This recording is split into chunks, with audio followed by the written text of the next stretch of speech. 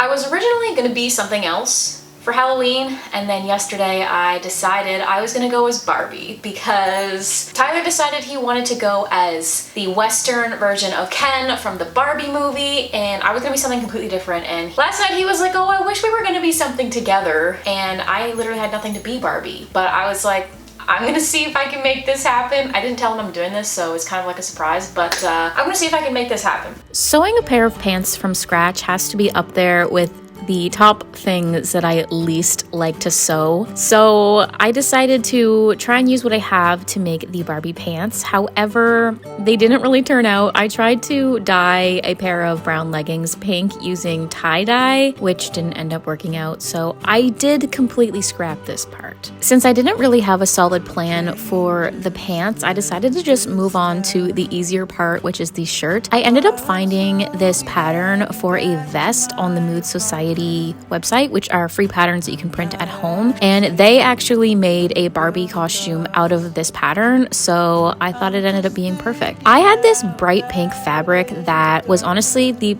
absolute perfect Barbie color. However, it is the wrong fabric to be using for this. I think in the movie her costume is more of a denim type material, and I made this out of a jacket lining fabric. It was what I had, and there's no fabric stores close to me at all, so I just decided to say, what the heck, I'm just gonna use what I have. It's Halloween, it doesn't have to be perfect. But by the time I finished sewing it, I left an incredible mess in my kitchen, and I ended up making a skirt instead of pants because I really didn't want to sew pants and I wanted something that was gonna match the top. I got this wig from Donna Love Hair quite a few years ago, but it is super long and Barbie blonde, so I thought it really helped to complete the look of Barbie. It's obviously not a perfect costume, more of a similar look, you know, you just want to get the vibe, and I had a really great time wearing it with Tyler as Ken. Very quickly after Halloween, the warm golden days of autumn quickly shifted to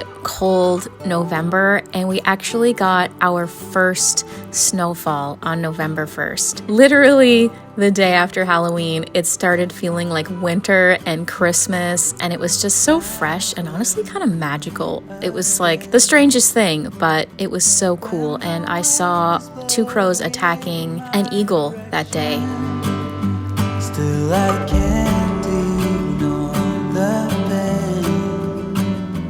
It's the only thing that... And now that we've reached the Burr months and I just want to stay inside, my inspiration for doing home projects has definitely been rekindled, and I've been dreaming about doing this kitchen for so many months, and I know so many other people out there have been waiting for us to do this kitchen, and honestly, this kitchen, there's a lot to unpack here, so I've decided to just kind of start small and pick away at it here and there. It's not something that I'm going to do overnight or in a week or honestly even in a month. It's just something that I'm gonna slowly pick away at and do what I can when I can. So I decided to start on one of the smaller walls, and the wall was kind of like lumpy and you could tell that somebody had patched a hole or something here. So I decided to fill it back in, fill in any holes, smooth it out, sand it out, and give the wall a really nice paint job.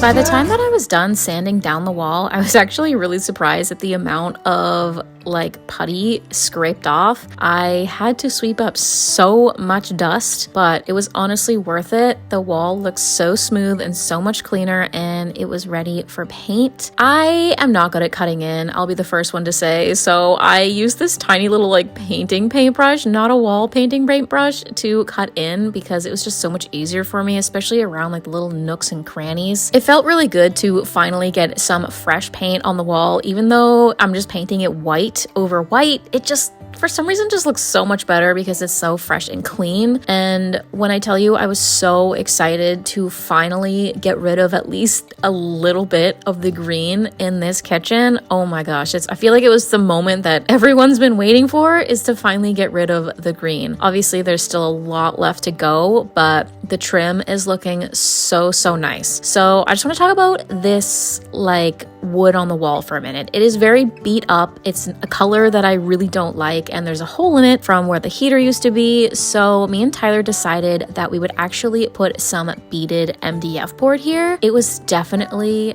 a really good call. I installed this. This was my first time installing anything like this, so it was kind of a process that I didn't film a lot of, but when I tell you, I am so incredibly happy with how it turned out. I absolutely love it. I think it just gives it such a fresh, modern, clean look, and I really cannot wait to get to the rest of the kitchen.